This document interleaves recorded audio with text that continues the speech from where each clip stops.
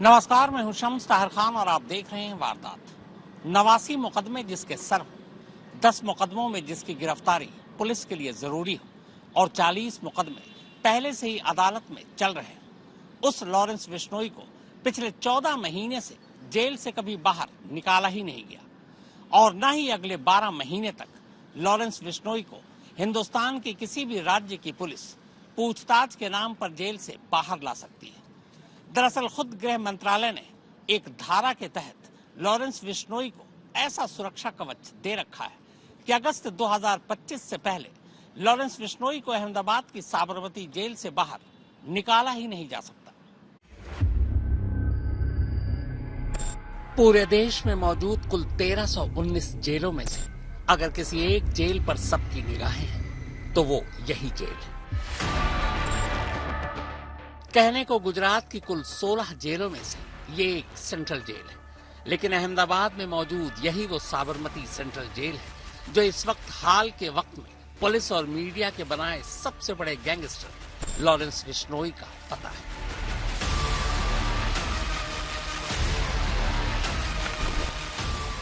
इस वक्त इस जेल के अंदर करीब 2600 कैदी बंद हैं और उन्हीं 2600 में से एक है लॉरेंस बिश्नोई।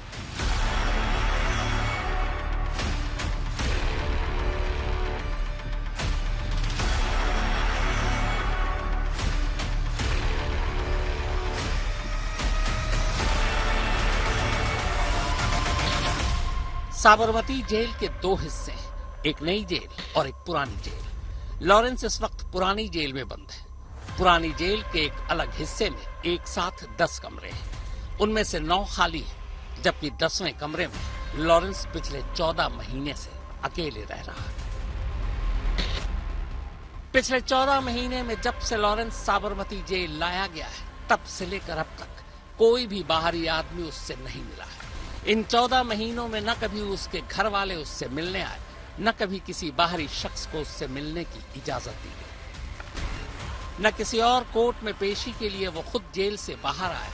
और तो और इन 14 महीनों में आमने सामने कभी वो अपने वकील से भी नहीं मिल पाया। अलबत्ता इस दौरान कुछ मुलाकातें जरूर हुई, केस को लेकर वकील से कुछ बातें भी हुई, लेकिन ये सब कुछ वीडियो कॉन्फ्रेंसिंग के जरिए हुई। यानी एक लाइन में कहें तो साबरमती जेल आने के बाद से पिछले 14 महीने से जेल के कुछ खास स्टाफ को छोड़ दें तो लॉरेंस जेल के अंदर तन्हा ही रहा है। बात 2023 की शुरुआत की है। सिद्धू मूसेवाला मर्डर केस में पंजाब की भटिंडा जेल में तब लॉरेंस बंद था। इधर लॉरेंस भटिंडा जेल में था और उधर गुजरात की एटीएस यानी एंटी टेररिस्ट स्क्वाड एक ड्रग केस और ड्रग सिंडिकेट के मामले की जांच कर रही थी। दरअसल 14 सितंबर 2022 को गुजरात एटीएस ने भारतीय तट रक्षक बल के साथ एक ज्वाइंट ऑपरेशन में कच्छ जिले में बंदरगाह के करीब एक पाकिस्तानी नाव को पकड़ा था। अल तैयासा नाम के इस पाकिस्तानी नाव से करीब 200 करोड़ रुपए की कीमत की हीरोइन बरामद हुई थी। इस केस की तफ्तीश के दौरान ये सामने आया कि भारत में ड्रग्स की इस खेप से लॉरेंस बिश्नोई का कनेक्शन है। चूंकि मामला बड़ा था और लॉरेंस से पूछताछ जरूरी, लिहाजा गुजरात एटीएस ने दिल्ली के पटियाला हाउस कोर्ट में लॉरेंस को कस्टडी में लेकर पूछताछ करने की अर्जी लगा दी। अर्जी मंजूर होते ही 24 अगस्त 2023 को लॉरेंस बिश्नोई को भटिंडा जेल से गुजरात के नलिया कोर्ट ले जाया गया। बाद में कोर्ट ने उसे न्यायिक हिरासत में साबरमती जेल भेज दिया और बस 24 अगस्त 2023 से अब तक लॉरेंस बिश्नोई इसी साबरमती जेल में बंद है। हालांकि गुजरात एटीएस अपने केस में पूछताछ के लिए उसे दिल्ली से गुजरात ले गई, लेकिन अलग अलग राज्यों में दर्ज 10 अलग अलग केस में गिरफ्तारी वारंट होने के बावजूद कोई भी राज्य की पुलिस लॉरेंस को साबरमती जेल से निकालकर पूछताछ के लिए अपने साथ नहीं ले जा सकी।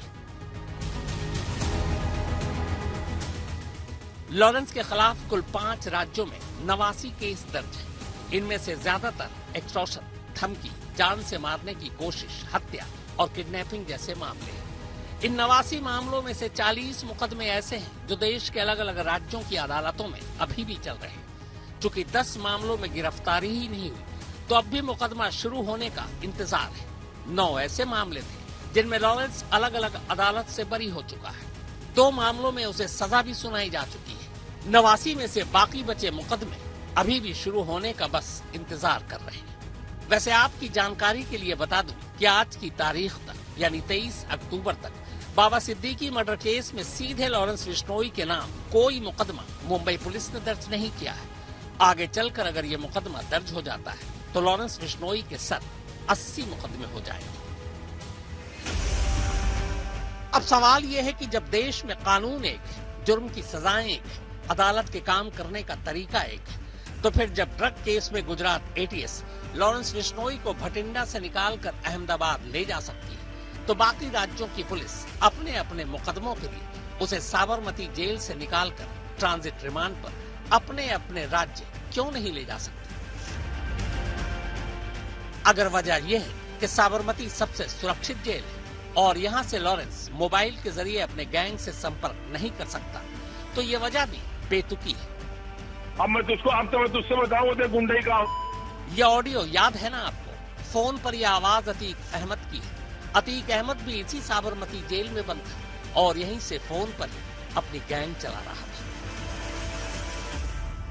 अभी आऊंगा इसी फरफरी करके मुंबई में जहाँ तुम आगे बजा के स्वागत किया था, जी जी, है ना, जहाँ तुम्हारे अब्बा बैठते थे, जी जी जी, वहीं तुमको तुम्हारा पैर हम तोड़वा डालेंगे। अब तक देगा कम से कम 10 करोड़ रुपये, चाहे घर बेच चाहे द्वार बेच। अब मैं तुझसे बताऊं तो गुंडे का। अरे भाई मैं कभी आपके खिलाफ गया क्या भाई? औकात मेरे खिलाफ जाएगा तेरे से। सीआरपीसी यानी आपराधिक प्रक्रिया संहिता की धारा 267 ये बताती है कि किसी अपराधी को मुकदमे के दौरान कब, कैसे और क्यों अदालत में पेश किया जाना है। हमारे देश की जो न्यायिक प्रक्रिया है उसके तहत पुलिस मुलजिमों को पकड़ती है और फिर उसे अदालत के सामने पेश करती है। अब गवाहों और सबूतों के आधार पर अदालत ये तय करती है कि पुलिस ने जिसे पकड़ा है वो गुनहगार है या फिर बेकसूर। यानी किसी भी जुर्म का फैसला अदालत की दहलीज के अंदर ही होता है। इसी सीआरपीसी की धारा 267 के तहत हमारा कानून पुलिस को यह हक देता है कि वो अपराधियों को कोर्ट में पेश करे। अगर अपराधी किसी और राज्य का है और जुर्म कहीं और किया है, तो ऐसे में यही धारा पुलिस को ये भी हक देती है कि वो उस राज्य की अदालत से ट्रांजिट रिमांड लेकर पूछताछ के लिए या मुकदमा चलाने के लिए उस अपराधी को अपने साथ अपने राज्य ले जाए। यानी अगर लॉरेंस बिश्नोई ने दिल्ली, पंजाब, हरियाणा, राजस्थान या मुंबई में कोई जुर्म किया है, तो इन सारी राज्यों की पुलिस पूछताछ के नाम पर या मुकदमा चलाने के लिए उसे अपने अपने साथ ले जाने के लिए बाध्य है। तो फिर इतने मुकदमे होने के बावजूद लॉरेंस बिश्नोई पिछले 14 महीने से साबरमती जेल के बाहर क्यों नहीं आया? किसी और राज्य की पुलिस पूछताछ के लिए या ट्रायल के लिए उसे अपने साथ अपने राज्य क्यों नहीं ले गई? तो जिस तरह सीआरपीसी की धारा 267 एक अपराधी को ट्रांजिट रिमांड पर ले जाने, पुलिस हिरासत में पूछताछ करने या अदालत में पेश कर मुकदमा चलाने की इजाजत देती है, ठीक उसके उलट सीआरपीसी की धारा 268 इन तमाम अधिकारों को काट देती है। और सीआरपीसी की यही धारा 268 लॉरेंस बिश्नोई का इस वक्त सबसे बड़ा सुरक्षा कवच है। हालांकि नई आईपीसी और सीआरपीसी में इस धारा का नाम और नंबर दोनों बदल दिए गए हैं, लेकिन अधिकार वही है। अब सवाल यह है कि धारा 268 का सुरक्षा कवच लॉरेंस के लिए ही क्यों, और ये धारा लॉरेंस पर लगाई क्यों गई? दरअसल सीआरपीसी की धारा 268 अपने कानून के तहत भारतीय नागरिक सुरक्षा संहिता यानी बीएनएसएस की धारा 303 में तब्दील हो गई। कानून कहता है कि किसी भी अपराधी पर यह धारा 3 ही सूरत में लगाई जा सकती है। पहली, वो अपराध जिसके लिए अपराधी को जेल भेजा गया। दूसरी, अगर उस अपराधी को किसी भी मामले में या किसी और केस में जेल से बाहर निकाला गया तो उससे कानून व्यवस्था को खतरा पैदा हो सकता है या खुद उसकी जान को भी खतरा हो सकता है। और तीसरी, पब्लिक इंटरेस्ट, इसे मीडिया ट्रायल भी आप कह सकते हैं, यानी उस अपराधी का वो केस जो लगातार सुर्खियों में है। तो लॉरेंस बिश्नोई को इसी धारा की इन्हीं 3 वजहों से पिछले 14 महीने से साबरमती जेल के अंदर रखा गया है। 24 अगस्त 2023 को जैसे ही लॉरेंस बिश्नोई भटिंडा जेल से साबरमती जेल पहुंचा, उसी वक्त आनन फानन में गृह मंत्रालय ने तब की सीआरपीसी की धारा 268 लॉरेंस के साथ चिपका दी। तब ये 1 साल के लिए था। अभी 2 महीने पहले जैसे ही अगस्त में साल पूरा हुआ, गृह मंत्रालय ने लॉरेंस को जेल से बाहर निकालने पर रोक लगाने वाली इसी धारा को अगस्त 2025 तक के लिए बढ़ा दी। यानी अगले साल अगस्त के महीने तक हिंदुस्तान की कोई भी एजेंसी, कोई भी राज्य पुलिस लॉरेंस या उसके गैंग की तरफ से किए गए किसी भी जुर्म के लिए उसे अपने राज्य में बुलाकर या लाकर उससे पूछताछ नहीं कर सकती, न ही किसी अदालत से उसका ट्रांजिट रिमांड ले सकती है। तो फिर यहाँ सवाल उठता है कि जो 89 मुकदमे लॉरेंस के सर हैं, उनका निपटारा कैसे होगा? या फिर जिन राज्यों की पुलिस को अलग अलग मामलों में लॉरेंस से पूछताछ की जरूरत है, वो उससे कैसे पूछताछ करेगी? तो यही धारा ये बताती है कि जिस राज्य का जो भी मुकदमा हो, जो भी केस हो, उसके लिए अगर लॉरेंस से पूछताछ करनी है तो फिर उस राज्य की पुलिस को अदालत से इजाजत लेकर इसी साबरमती जेल में आना होगा और इसी जेल के अंदर लॉरेंस से पूछताछ करनी होगी।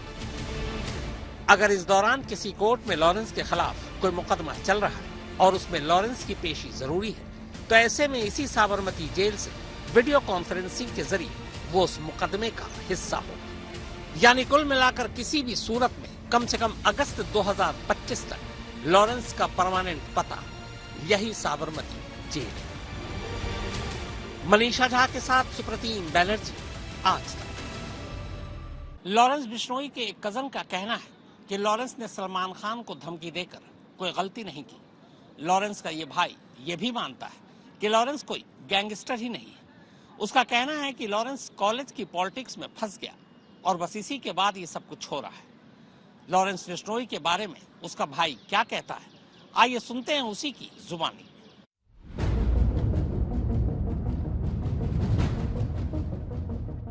वो चंडीगढ़ चला गया। चंडीगढ़ जैसे स्टूडेंटों में होता है, बाहर जाता है, तो ये इलेक्शन की कोई बात थी, इलेक्शन उन्होंने लड़ा।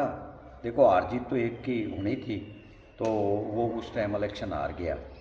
उसके बाद वो राजनीति वहाँ से जो राजनीति घुस गई, तो उन्होंने जैसे एक पर्चे में दूसरे वाले ने दे दिया, ये करके तो उसको जो है एफआईआर पे एफआईआर लॉन्च होती चलेगी। वो आज यहाँ से देख लो कि किस दुनिया में जाओ।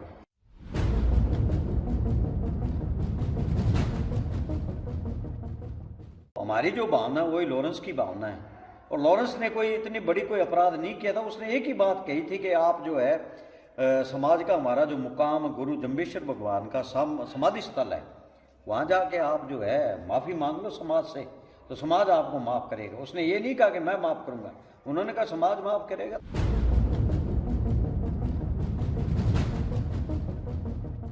बात जैसे मैं सलमान खान का बाप का कल परसों में एक देख रहा था, उन्होंने इंटरव्यू दिया है कि मेरे बेटे ने ना तो कुछ ऐसा जुर्म किया ना शिकार किया है।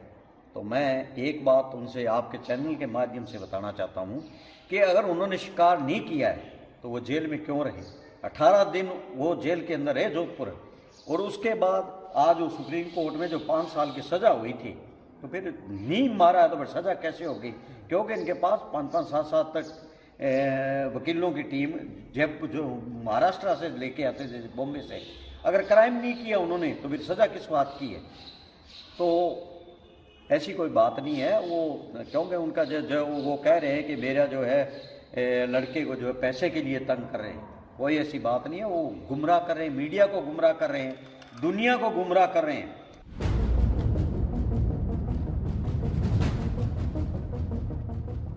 देखो जब ये यहाँ रहता था गांव में, तो किसी गरीब की कोई जड़ा बच्चा था जिसके पास कोई किताब, वो मदद करता था, क्योंकि हमारा परिवार सदा समाज के अंदर रहा है। और समाज की कोई आ जाता है, ये नहीं बिश्नोई समाज से, कोई भी अगर समाज से आ जाता है तो उसकी मदद करता, तो वो मदद करता था। भावना वही है। वो चलो जिस लाइन में चला गया, या तो उसको पता, या भगवान को पता, या सारी मीडिया को पता होगा, लेकिन वो सदा इस तरह था कि मदद करना वो करता था, मदद करता है।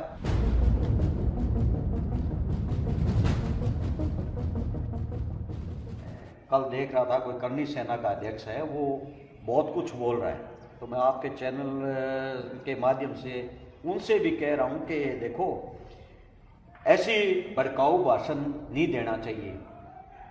क्या पता कौन सी घटना है, और वो कभी कह रहे हैं जी हम 1 करोड़ दे देंगे, 2 करोड़ दे देंगे, खत्म कर देंगे। तो ये देखो चैनलों में इससे हर समाज की दूरियां बढ़ती है। हम भगवान के भेजे हुए बंदे सभी एक ही हैं, तो उनको थोड़ा सा अगर वो उस करनी सेना के अध्यक्ष हो, उनको अपनी जिम्मेवारी समझनी चाहिए। और ये जो ऐसे जो बयान दे रहे हैं, ये बयान नहीं देने चाहिए। तो वारदात में फिलहाल इतना ही, मगर देश और दुनिया की बाकी खबरों के लिए आप देखते रहिए आज तक।